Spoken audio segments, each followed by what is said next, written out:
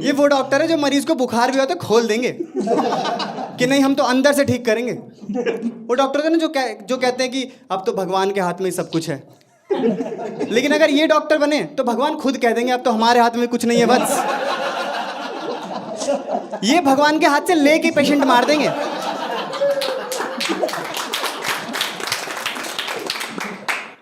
ये पहले पेशेंट खोल देंगे फिर डिस्कस करेंगे इसको प्रॉब्लम क्या थी। जुकाम था। अच्छा जुकाम क्या तो खोल क्यों दिया बहनचोद, बंद करो इसे। इसकी सिलाई मुझे नहीं आती, करवा लेंगे मम्मी से करवा ले सिलाई इसकी।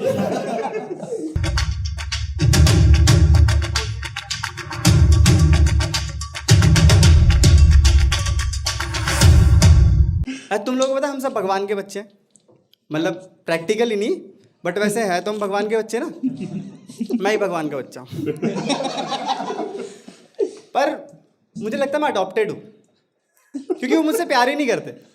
अभी कुछ टाइम पहले मेरे एग्जाम से मैंने हाथों पर चल के मंदिर के 50 फेरे लगाए। मैंने 5 नारियल चढ़ाए, मेरे पास 3 थे, मैंने 2 दूसरे के चढ़ाए। मगर नारियल में कोई कमी नहीं रहनी चाहिए। मेरे 90 आए तो, लेकिन शरीर पे एक्सीडेंट हो गया मेरा, पर मैं खुश था। चलो कहीं तो 90 आए। शर्मा जी के लौंडो की तरह। अरे शर्मा जी के लौंडो क्या सीन है, क्यों नानी ने 90? देखो 100 में से 33 पासिंग मार्क्स है ना, तुम्हें ज्यादा बड़े परफॉर्म करना है 35 ले आओ, 36 ले आओ, क्यों लाने 98? ये बहुत ज्यादा होता है। देखो हर काम का कोई ना कोई पर्पस होता है ना। जैसे तुम माँ की सेवा कर रहे हो क्योंकि तुम्हें उनके पैसे चाहिए, हाँ। तुम रिलेशनशिप में आना चाहते हो क्योंकि तुम्हें जीवन में सेक्स चाहिए। तुम रील्स देख रहे हो क्योंकि तुम्हारी आंखों को बुंड चाहिए। ये सच है। इसी तरह मार्क्स लाने का पर्पस होता है कि तुम 10th में ले आओ सही स्ट्रीम मिल जाएगी, 12th में ले आओ सही कॉलेज मिल जाएगा। मैं जो 7th में 90 क्यों लाते बच्चे? 8th में जाने के लिए बच्चे 33 ला के पहुंच जाते हैं वहां, उसमें 90 ला रहे। इट जस्ट लाइक तुम 10 रुपए की चीज खरीदने के लिए 100 रुपए दे रहे हो जस्ट बिकॉज तुम्हारे बाप के पास बहुत पैसा है।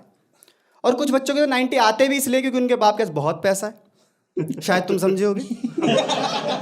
90 बहुत होता है यार। मेरे 90 आए, मैं डिग्री मांग लूं। मैं रिजल्ट वाले मार्क्स नहीं है, मुझे टोपी उछालनी है। इधर आ, इधर देख रहा 9 के बाद 0 है, बहुत बड़ा नंबर होता है ये।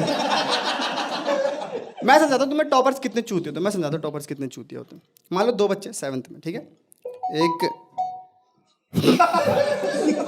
बोल रहा कुछ नहीं हुआ यहाँ पे, ठीक है। रिकॉर्ड हो रहा है, इस पे कंसंट्रेट करो। मान लो 2 बच्चे, ठीक है। एक है ये दिन रात घूम रहा है, मजे ले रहा है, दिन में गोटियां खेल रहा है, रात में अपने गोटों से खेल रहा है। इनने भाई फुल मजे लिए, दिन का 24 घंटा से निचोड़ दिया। और एक यहाँ पे चूतिया, ये अभी पढ़ रहा है, ये कल भी पढ़ेगा, ये रोज पढ़ रहा है।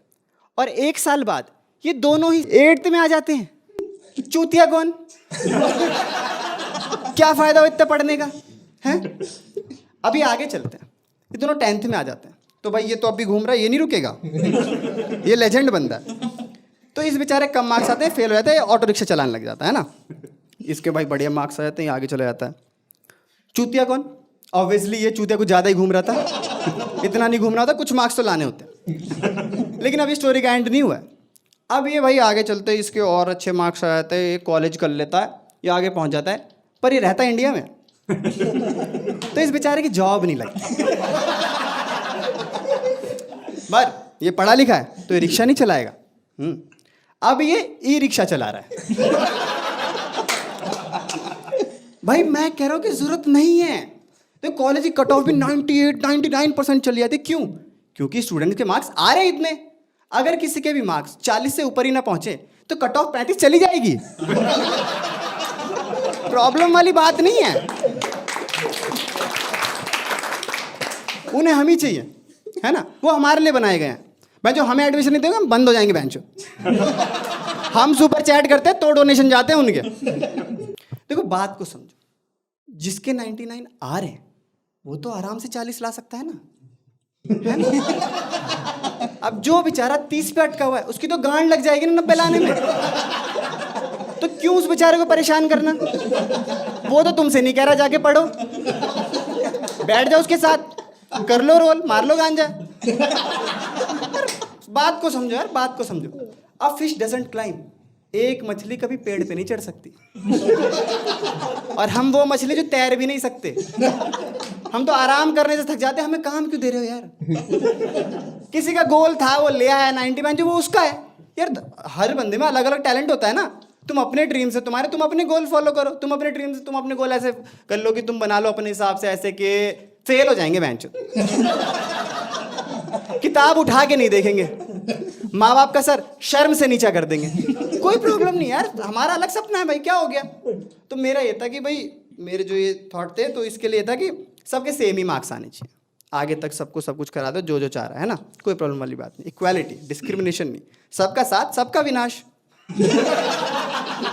सॉरी, वो सिचुएशन के हिसाब से ऑटो करेक्ट हो गया। सबका साथ सबका विकास, है ना। तो मैंने ये महान थॉट अपने एक महान दोस्त से कंसल्ट किया। मैं कहा ऐसा ऐसा होना चाहिए। तो उन्होंने मुझसे कहा क्या चूतिया है तू। उसने इसी टोन में बोला, क्या चूतिया है तू।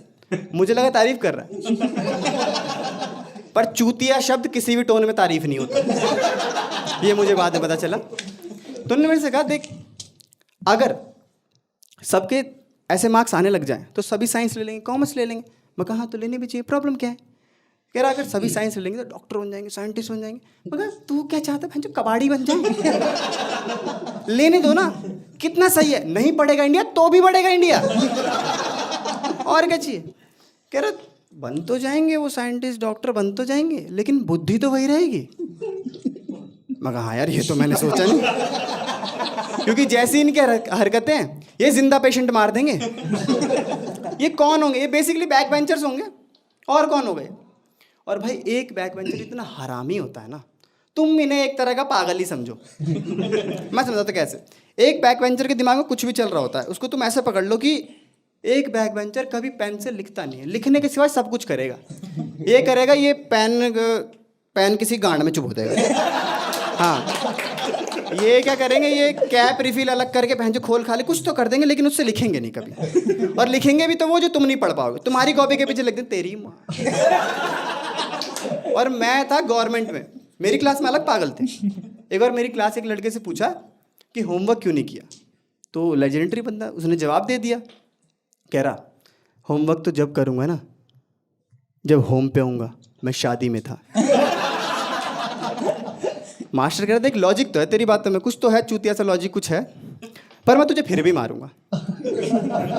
पता है क्यों, इंडिया में ही होता है, अगर तुम किसी अपने से बड़े को लॉजिक देके करेक्ट करने की कोशिश करोगे ना, तो तुम्हें इसलिए मारेंगे कि हमें लॉजिक देगा वह। हमें खुद नहीं पता कि चप्पल उल्टी रखने से लड़ाई कैसे हो जाती है, हम फॉलो किए जा रहे हैं। तो तू कल का लौंडा में जो हमें लॉजिक देगा, ये पैर मत हिला, अपशगुन होता है। बात को समझो। अब ये भाई मान लो, ये डॉक्टर भाई, अगर मान लो ये साइंटिस्ट बन गए, और अगर भाई ये न्यूक्लियर बनाएंगे ना तो अपना ही कोई शहर उड़ा देंगे। अगर ये कोरोना की वैक्सीन बनाते तो उससे कैंसर हो जाता। ये हवाई जहाज बनाएंगे तो पानी में उड़ेगा। मान लो डॉक्टर बन गए, इमेजिन ये डॉक्टर बन गए, जा वाह अपने तो डॉक्टर बन गए भाई, मजा आ गया। एक सफेद सफेद ऐसे टाइट चौक गए हैं एकदम मस्त। वही इनकी हरकतें देख के पेशेंट की गांड फट जाएगी। ये एंटर होंगे, पेशेंट कहता है भाई मैं जा रहा हूँ, मैं अपना गोली वोली खा के ठीक हूँ। नहीं, ये अपना पहला ऑपरेशन है, तेरे को ठीक करना अपना जिम्मेदारी। हाँ, अगर तू ठीक नहीं है तो डॉक्टर वर्ल्ड में अपना तो इंसल्ट हो जाएगा ना। ये पहला है, अपन तेरे को ठीक करेगा। इससे पहले क्या करते थे, बंक ऑलवेज। अब डॉक्टर बने तो इन्होंने क्या किया, इन्होंने सिनेमा देख के सब कुछ सीखा है ना, तो इनके इलाज भी अलग है। ये नॉर्मल डॉक्टर नहीं है। बंदा है, सर इसकी याददाश्त चली गई है, 2nd फ्लोर पे ले जाओ उसे। क्यों, वहाँ आईसीयू है? नहीं, वहाँ है सीढ़ियाँ, जो वहाँ से धक्का देंगे ना तो 2 फ्लोर तक 2 जन्म की याददाश्त आ जाएगी इसकी। किसी को गोली लगी तो चाकू गरम करके निकालेंगे। इन्होंने ऐसे ही देखा है।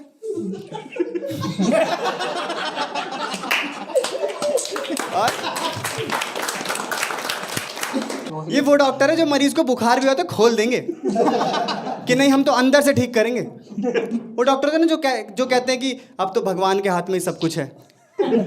लेकिन अगर ये डॉक्टर बने तो भगवान खुद कह देंगे अब तो हमारे हाथ में कुछ नहीं है बस। ये भगवान के हाथ से लेके पेशेंट मार देंगे।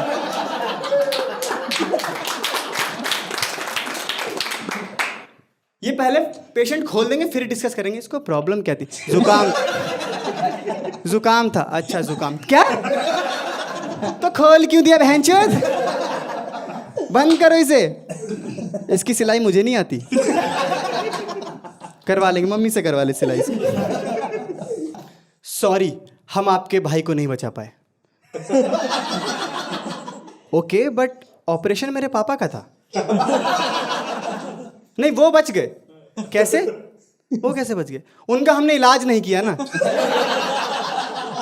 इसलिए बच गए। और ये वो बच्चे हैं जो डाइजेस्टिव सिस्टम का डायग्राम देख के बड़े हुए, पेशेंट खुलते इनको क्यूरियोसिटी हो जाएगी, और देख देख भाई दिल धड़क रहा है, देख कितने धड़क रहा है, वो देख देख पक्का बंदी के बारे में सोच रहा है, ये लिख के ले ले। ये लॉयर बन गए, मिलॉर्ड मैं चाहता हूं मेरे मुवक्किल को फांसी ना दी जाए। ओके बट पॉकेट मारने पे फांसी दे भी नहीं सकता। मैं फिर भी बता रहा हूं, maybe you change your mind. My lord मैं जा रहा हूं, मेरी बंदी का फोन आ गया है, मेरे मुवक्किल का जो भी हो मुझे व्हाट्सएप कर देना, और तू बहन के लिए मुवक्किल मुझे पेमेंट पेटीएम कर दियो, वरना तुझे फांसी मैं दूंगा। मान लो साइंटिस्ट बन गए, ये न्यूक्लियर वेपन बना रहे, तो कैसे होगा, अरे भाई अपने तो न्यूक्लियर बनाएंगे भाई, उड़ा देंगे, देश देश उड़ा देंगे। ये न्यूक्लियर वेपन बोले तो बोर्ड एग्जाम्स, जिसका सुनकर अच्छो गांड फट जाता है। ऐसे जब किसी देश पे आता ना तो दूर दूर ऐसा भूमि बंजर हो जाता है, सब भगवान को गए होते। पर ये तो गलत चीज़ है ना, तो अपन क्यों बनाएंगे। But country use for piece, देश इसे शांति के लिए यूज करता है, इसलिए अच्छी चीज़ है। एंड ना weapons are good, jokes are bad. But how? Like this. If you tell a joke, people laugh, they make noise. Some people got offended, they file FIR. More noise. But when you shoot a people, they just die. And they become silent. That's why. Logic, हाँ बहुत चूते logic पर logic. और इनका nuclear weapon कोई ऐसे normal नहीं होगा, इनके सबसे ऊपर लगा होगा डीजे, और उसमें बजेंगे टोनी कक्कर के गाने। और जब ये किसी देश पे लॉन्च होगा ना, और जब वहाँ बजेगा ना इतनी गंदी आवाज़ में स्टीरियो साउंड, तो वहाँ के लोग आत्माएं अपना शरीर छोड़ जाएंगी, घुटने टेक देंगी, नहीं हमने तो गिव अप मार दिया। वैसे तुम टोनी कक्कर जानते होगे? मैं बताता हूँ टोनी कक्कर कौन है।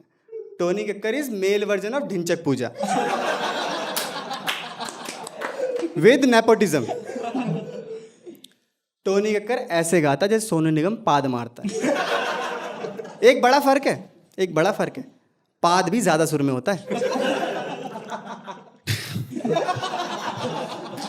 Tony Kakkar voice is too bad, even auto tune needs another auto tune. मैंने अगर गूगल पे सर्च किया why Tony Kakkar is so famous, तो गूगल पे लिखा हुआ आया because her sister is Neha Kakkar. मैं सुना बहन जी गूगल ने रोस्टिंग कब स्टार्ट की। और टोनी कक्कर पता है कौन है? ये सिंगर की क्लास का बैक बेंचर है, समझ रहे हो? ये सोनू निगम में से टिप टिप के गाना बना देता है और फिर आगे हिट भी हो जा रहा है। बैक बेंचर से कर लेते हैं, वो ले आते। इसी तरह तो ये वही बच्चा है, ये ले आता 90। और बैक बेंचर को तो तुम जिम्मेदारी वाले काम नहीं दे सकते, है ना? तुम इन्हें कोई भी जिम्मेदारी वाला काम नहीं दे, डॉक्टर साइंटिस्ट ये नहीं बन सकते। तो मेरे दिमाग में ये एक काम कर सकते हैं, ये नेता बन सकते हैं, है ना? जनता पानी मांगेगी तो दारू देंगे, और वो पीने के बाद जनता कुछ नहीं मांगेगी। Thank you guys, thank you so much.